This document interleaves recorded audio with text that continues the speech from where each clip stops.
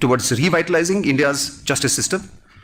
To ensure timely and equitable justice, India must undertake comprehensive reforms-led transformation to continuously revamp the system, addressing resource crunch, structural complexities, and enhancing institutional capacity across all levels. The institutional framework of India's justice system, with Supreme Court as the apex constitutional authority and the final interpreter of the Constitution, exercising original, appellate, and advisory jurisdiction, the High Courts at the state level, with original and appellate jurisdiction of civil and criminal matters, and the district judiciary as the backbone of the judicial system, with all visible constraints, are leaving no stone unturned. Yet, it seems to have become a fashion to point out the endemic backlog crisis, to at times discredit and undermine the justice delivery. We as practicing professionals owe it to our institution to point out, voice concerns, and suggest remedials for the factors responsible. According to India Justice Report 2025, which I was going through, India has just 15 judges working per 10 lakh of people, falling drastically short of the 50 recommended by the Law Commission of India in 1987. Underfunding and the skewed resource allocation still keeps justice delivery system a low budget priority despite its foundational role in democracy. For instance, on an average of 4.3% of the state's budget funds were allocated for it in 2024-25. The specialist courts like for POXO matters remain under-resourced. Though we have seen judges working consistently far beyond the official court times and human capacities in recognition of the hope of the speedy justice the aggrieved have come looking for, the sheer volume of the pending cases and the procedural stagnation certainly results in judicial fatigue. Inaccessibility for the marginalized is another area of concern. Our system often excludes, though unwillingly, the very communities it should protect: the poor, the Dalits, Adivasis, the minorities, due to geography, cost, and the special capital barriers. Now, while we see such problems facing our system, what can be the measures that we can suggest in the shortest time constraint?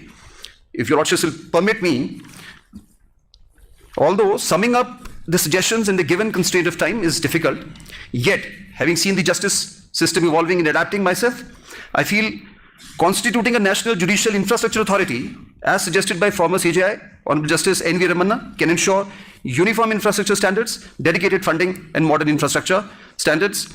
A requirement like digital courts and bar rooms, it will institutionalize the infrastructural planning across the states and the UTs, reduce interstate disparities, and enhance the dignity and functionality of the justice system.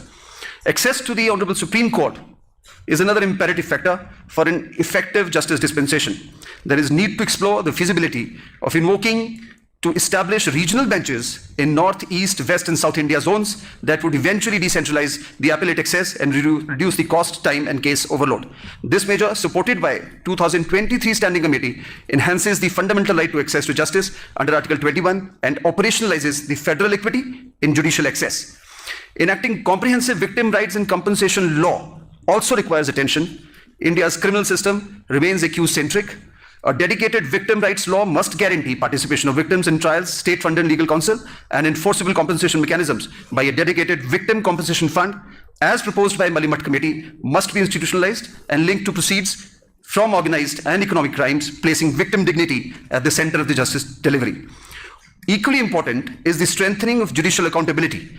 To counter perceptions of judicial opacity, India needs a robust judicial appraisal mechanism, assessing disposal rates, conduct, and reasoning quality inspired by the Judicial Standards and Accountability Bill of 2010. This would uphold the ethical integrity, improve internal evaluation, and align judiciary with the transparency norms applicable to other constitutional authorities. We should also strive for a revamping of the legal aid delivery through technology and community models. While Article 39A promises free legal aid, its delivery is obstructed by underfunding and resource crunch.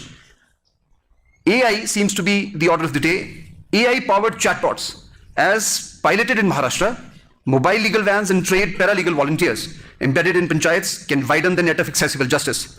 This reform will operationalize justice as a service, especially for SC, STs, women, and rural poor.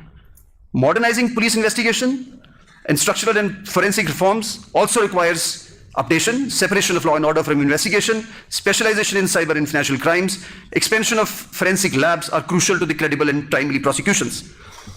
Establishment of a national forensic grid and the police establishment boards, as recommended by the Malimat Committee, would professionalize the investigation and reduce the custodial excesses and increase the conviction rates. While my friend Mr. Lone is referring to the ancient history of this region, I would be feeling in my duty to point out that while we are submitting all these problems that we are facing and the solutions that are apt, a reference to our Vedic scriptures also can be very helpful in promoting a peaceful society through dispensation of justice system. Because there is a time constraint, sir, I would be willing to wind it up by concluding that Indian justice system, though institutionally it's well structured, yet the pertinacious and the unremitting challenges compel a regular, participative and coordinated process of resolution across all pillars: police, judiciary, prisons, legal aid, and an effective participation of bar members. Before I'm allowed to wind up, I would take privilege and permission of Lordship Honorable the Chief Justice of India. While I was going through one of his speeches, the Honorable Chief Justice is referring that in his childhood days he had an idea of becoming an architect. But because your Lordship's father was involved in the freedom struggle and had to face imprisonment, your Lordships diverted towards being a lawyer and then rose to the highest chair in this pillar of democracy.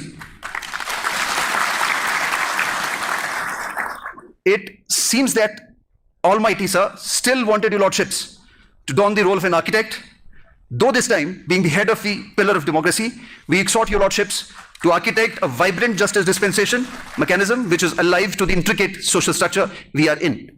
I thank the Honorable the Chief Justice of J&K High Court and J&K and Ladakh, Shri Arun Palli Honorable Shri Justice Sanjeev Kumar Shukla ji, Honorable Justice Mrs. Sindhu Sharma ji, Honorable Justice Shri Rajneesh Oswal ji, and the other Puini judges of the High Court of J&K and Ladakh to have made this one of its kind opportunity to brainstorm with the best legal brains. I thank all present here. Jai